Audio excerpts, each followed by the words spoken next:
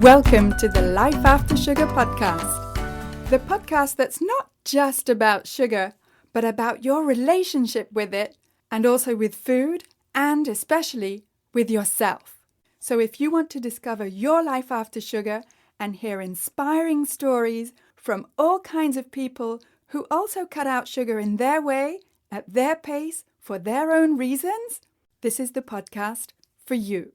Because when you take away the sugar, you can finally discover the real sweetness in your life.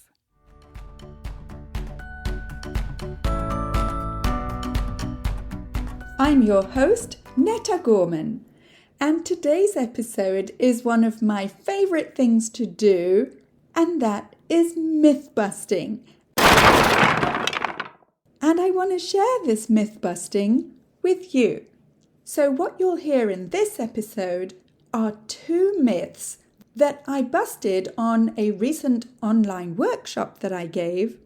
So you'll be hearing the replay of this online workshop right here in this episode.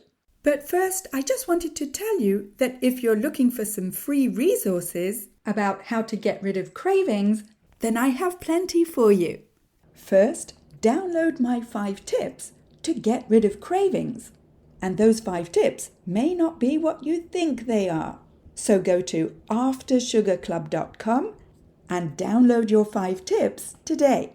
And come check out the Life After Sugar Facebook page and subscribe to the Life After Sugar YouTube channel, as well as my Instagram account at MyLifeAfterSugar, which is where you'll get all kinds of inspiration so that you can see that it's perfectly possible to live a happy and active life, even if you don't eat sugar.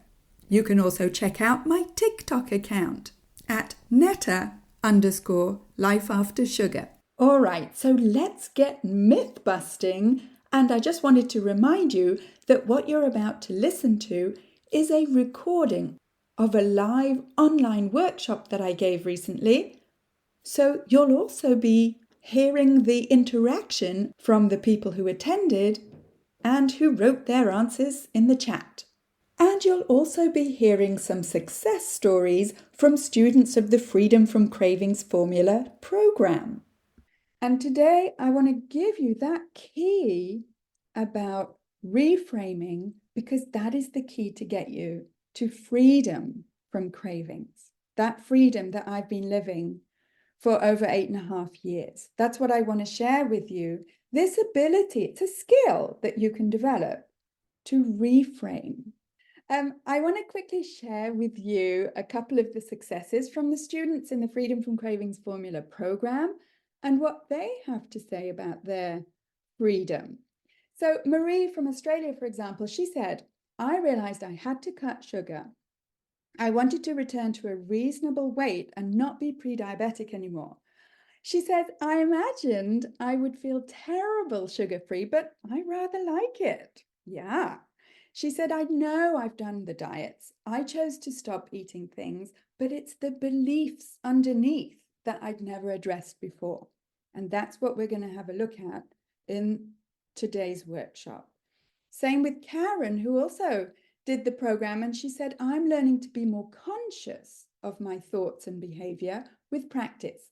I feel more empowered and I like the feeling of control of my mind and thoughts. I like choosing my path and developing habits that are natural and automatic so that you're not white knuckling your way through for the rest of your life. So here we go with the 3 insights or reframes that I want to give you today so that you can get rid of cravings and feel in control around food without feeling deprived or restricted. Okay, and here are the 3 myths that we're going to bust today. The myth that craveworthy foods are everywhere, that we can't get away from them. The myth that everything in moderation and that you need a balanced diet. And the myth that it's impossible to be sugar-free and enjoy life. And you may be there listening to me and saying, but Netta, sugar's everywhere. It's all very well. We just can't get away from it. And I want to prove to you, I want to reframe that that sugar is not everywhere. Certainly it feels that way. When you're reading labels at the grocery store, you're very likely going to find sugar on a vast majority of labels. But here's the thing. Tell me in the chat, I want to know from you, where can you find foods that don't have added sugar and don't have labels even? Where physically can you find them? Can you tell me in the chat? Yeah, Joan's saying, yep, produce, the produce store. Yep, fruit and vegetables, definitely. Yep, exactly, exactly. So if you go to any regular grocery store and you go around the perimeter of the grocery store, very likely that's where you're going to find, as you mentioned, the produce section, the dairy, the meat and poultry, the seafood, and whole foods, what I call real foods, those ones don't have labels and don't have additives. And so, for example, proteins, whether they're animal-based or plant-based, nuts and seeds, fruits and vegetables, wide variety of colors, good healthy fats, herbs and spices, all of these don't have additives because they're in their real whole form. And even if you live in a tiny little town in the middle of nowhere like I do, you're very probably going to find all of these foods in a regular grocery store. You don't need a health food store. And so these real whole foods that I just call food, I call these 5-star foods in the program. And these 5-star foods are foods that you find delicious, that fuel your body and give you energy, that fill you up for hours, that don't trigger your cravings, and that help you plan your grocery list and your meals. It's pretty much the opposite of all those processed products that we were looking at just before. Which brings me to maybe reframing the definition that you have of what food is. And when I reframed my definition of food from all these processed, engineered food-like edible products of the processed food industry to real whole foods that actually nourish me, give me energy and fill me up, then I became a much more confident and I would say smarter consumer. And I began to reframe how I did my groceries and how I saw my food as, hey, I'm in charge of what I choose to eat. And as a smart consumer, I have more power than all those multi-million food companies because I can choose whether or not to buy their stuff. And also, I reframed that I choose 5-star whole foods that I find delicious, that fill me up, that give me energy, and that make meal prep simple. And just with those 2 simple reframes, that helped me no end when I went grocery shopping. I'll give you another example of a reframe. Corinne, you're here today. If I think about eating sugar, Corinne says, then I also think about the consequences, like I sleep very badly and the next day I'm very tired. And that also helps to think, yeah, I can have it, but this will be the consequence. So it's my choice. And that is very empowering to know that it's your choice and not the choice of the processed foods industry. Same for Bridget, who's also in the program, who said, if my brain is trying to solve the problem of I don't eat sugar, sugar makes me feel sick, then it starts to come up with solutions to solve that problem. So if eating sugar or processed foods is a problem, then for Bridget, that is a reframe to find a solution to that problem. A solution? Whole foods. So that's the first myth we just looked at, that crave-worthy foods are everywhere, then that we can't get away from them. I think that myth is busted. All right, I want to move ahead to the third myth today, which is that it's impossible to be sugar-free and to enjoy life. And I want to show you that that is a myth. I want to show you how to enjoy your sugar-free life without feeling deprived or restricted. And so in the same way that we kind of reframe the definition of food, I want to reframe the definition of impossible. Because it feels like there's no way we can celebrate with no sugar because we've done it ever since we were kids, and every single important activity or point in our lives is always celebrated with sugar, whether it's a wedding or Halloween or even work breakfasts or whatever. Or if you have people over or people have you over as a guest, you'll be offered something sweet or at a bake sale, or if it's the end of the week and you just want to sit on the couch and watch a movie, everything seems to revolve around sugar.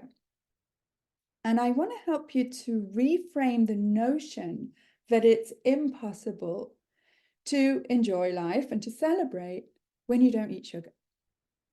And the first thing I want you to do is to concentrate on why you're celebrating when you do have a celebration and who you are celebrating with.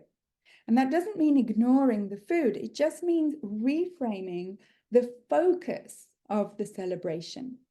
And if we remember why we're celebrating and who we're celebrating with, then that goes a long way to realizing, hey, I can have a good time whether or not I'm eating at all, let alone sugar.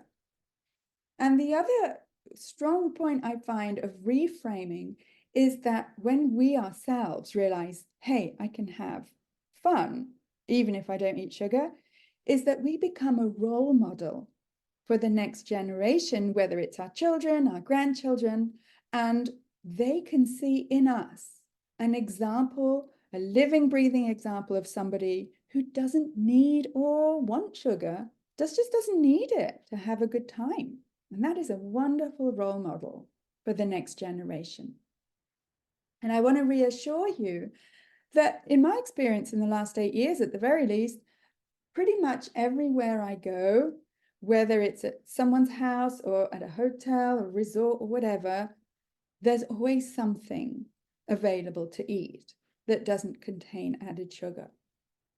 And that over the last years, I've developed, and I know it's possible for you to develop this capacity of enjoying the celebrations of life independent of what's on your plate or in your glass.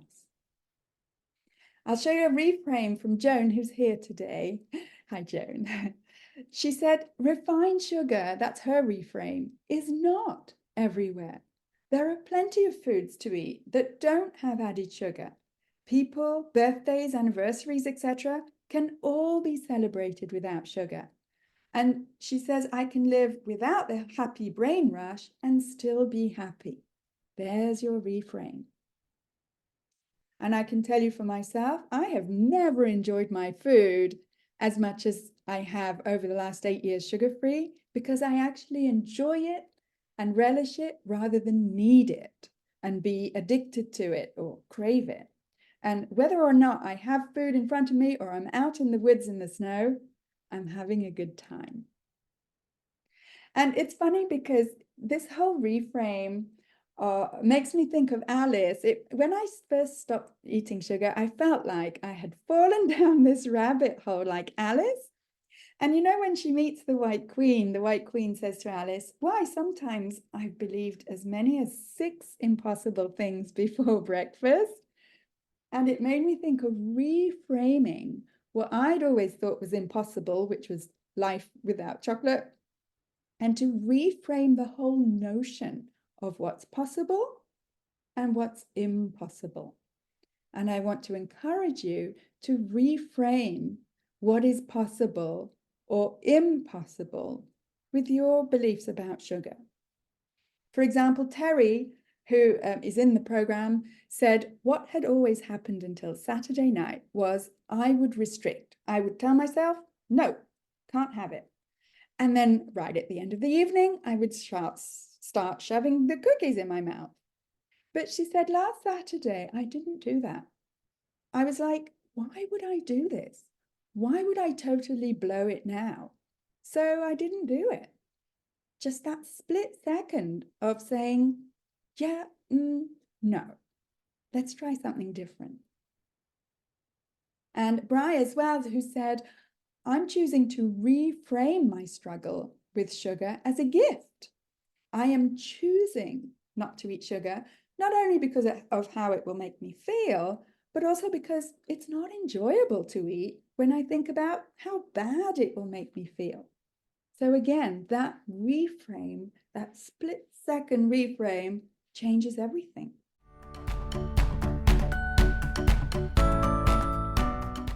I want to take a quick break to say that if this is your first time here, then welcome and thank you for listening to this podcast. And whether you're new or a regular and you haven't yet rated or reviewed this podcast, could I ask you to scroll down and tap on the stars to rate this podcast and also to write a short review to let me know how this podcast is helping you in your life after sugar. I love reading your reviews. And when you rate and review this podcast, not only does it encourage me to continue making new episodes, but it also helps to share this podcast and have more people see it so that we can help more people feel better and lose weight with less sugar. So again, thank you for rating and reviewing this podcast and for spreading the word about sugar.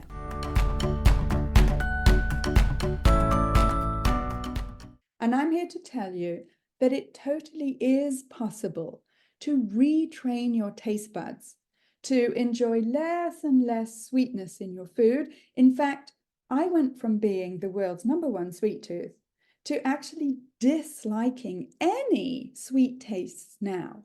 And I'm not suffering, and I don't feel socially excluded. I'm totally happy because I don't need or want sweet tastes anymore. It's fantastic and it's possible. And it's also possible for you to live an active, happy, fun life with all the activities that you enjoy without needing or wanting sugar or processed foods and without having cravings. So this myth that it's impossible to be sugar-free and to enjoy life, busted.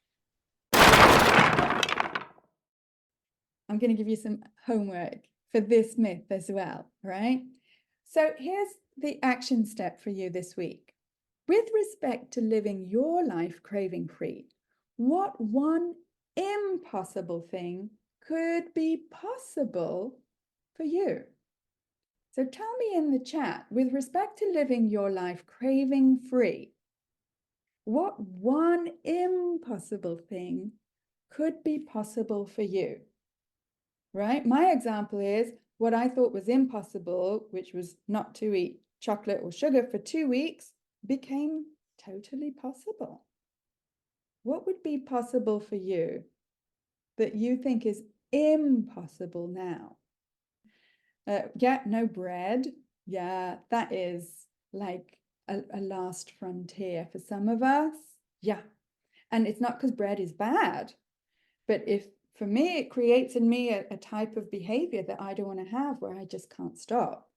And so, yeah. And Eugenia's saying to cut out flour. Yeah. To Brian, to socialize without sugar. Oh, yeah.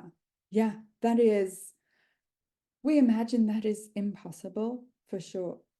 And, I've been doing it. I'm the life and soul of a party. I like to think I've been doing it for years without sugar. And so it requires of us to rethink our whole kind of way of interacting with life. Yeah, pretty deep, eh? So here are the 3 myths that we busted today. First, crave-worthy foods are not everywhere, and we can get away from them. That most of us can't eat sugar and processed foods in moderation. They unbalance us. and that it is possible to be sugar-free and enjoy life. Totally possible. I want to also reiterate that the diet culture and this everything in moderation and a balanced diet, plus the processed foods industry, have done a great job, with all the sarcasm in the world there, have done a great job of making us believe that A, this is not possible to live a happy, sugar-free life, and B, that we're not strong enough to do it. And it keeps us stuck in this vicious cycle that you have probably experienced yourself, where you get some kind of emotion, stress, exhaustion, and then you have cravings for certain types of foods. You give in to your cravings, gain weight, and you feel like you're a loser. And it's just like this negative cycle. And with your cravings, when you give in to your cravings, you feel ashamed and frustrated and guilty and hopeless, out of control, uncomfortable, out of control with different types of foods, and like a failure, right? And I really do blame the diet industry and the processed foods industry for making you feel that way. All right, well, what does work then? Yeah? Well, as I was explaining today, this capacity to reframe is, I think, a skill that will stand you in good stead and help you to change how you see food and how you see your relationship with food, especially sugar, in the long run, in the long term. Because it also heightens your awareness. And once you're aware of what it is that you want to change, you have a far greater chance of being able to actually change it. For example, Karen in the program was saying, I know I prefer whole potatoes, beans, and fruits over sugary foods. I've become more aware of how I feel after I eat sugar and processed foods. And remember, I want whole foods, just from how she wants to feel. And Maria, who says, sugar affects me and makes my cravings worse, which leads to guilt, feeling depressed, and out of control. She says, I use sugar as comfort and reward, but it only makes me feel worse. And once we're aware of that, then we can set about actually changing it. So I want to reassure you that you can get to a place where you have more energy for activities after work and to run around with your grandchildren, to fit into your favorite clothes effortlessly, and to feel more confident and in control of your food choices consistently, long term. You can ditch the shame and embarrassment that you feel every time your emotions make you slip or fall off the wagon, without feeling like you're on a restrictive diet or saying no at family dinners and social outings. And you can experience freedom from cravings. It totally is possible. And this is why I created the Freedom from Cravings Formula program, to help you get there. And in the program, the Freedom from Cravings Formula program, there's a lot more details and subtleties of getting to freedom from cravings than I can give you in such a short time today. And these things, it's not just something that anyone can just figure out on their own without wasting a lot of time, years sometimes, slipping and sliding and forever going back to day one or yo-yo dieting again. Because, hey, chances are you've done all that already. You've tried all the diets, but the diet culture makes you feel like a failure. You probably already know which foods are healthy. You've probably read a ton of books and listened to a bunch of podcasts.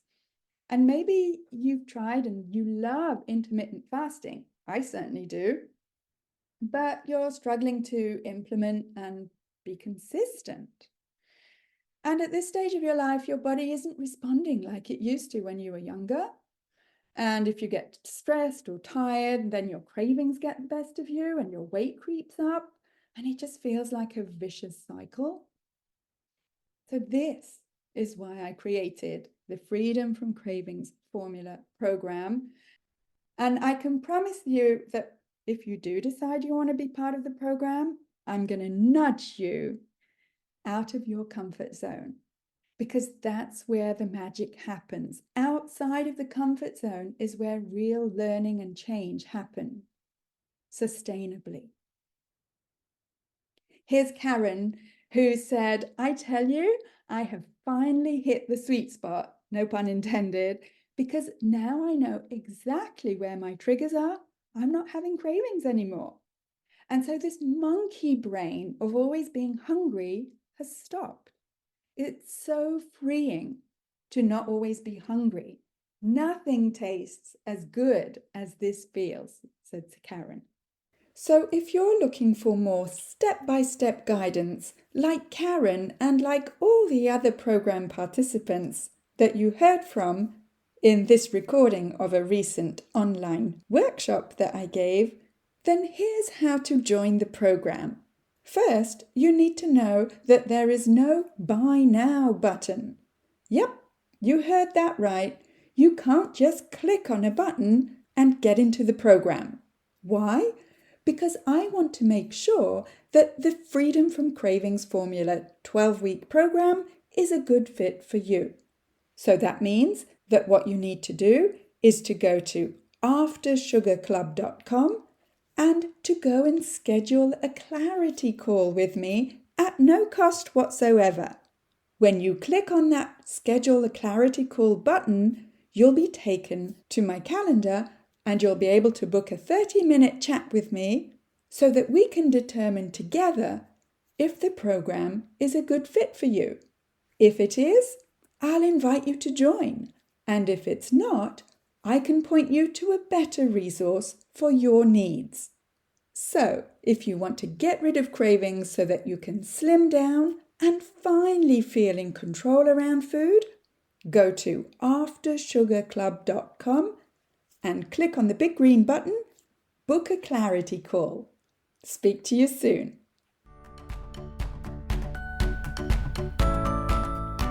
That's it for this week. Keep in touch and see you soon for another episode.